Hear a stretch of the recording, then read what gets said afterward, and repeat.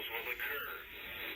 Tree damage is likely. This tornadic thunderstorm will remain over mainly rural areas of southeastern El Paso, northwestern Crowley, and northeastern Pueblo counties. Take cover now. Move to a basement or an interior room on the lowest floor of a sturdy building. Avoid windows. If you are outdoors, in a mobile home, or in a vehicle, move to the closest substantial shelter and protect yourself from flying debris.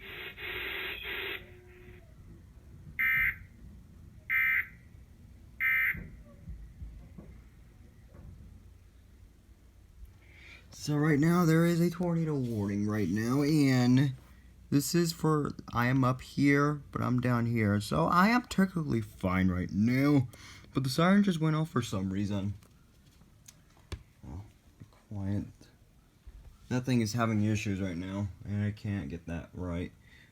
But there it is, baby. Tornado warning. It's just been issued from the National Weather Service. So that was a same rotation with the storm from earlier ago. Currently, right now, the current time is 5:55.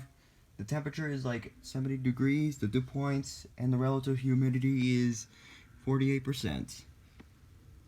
A lot of storms coming, baby.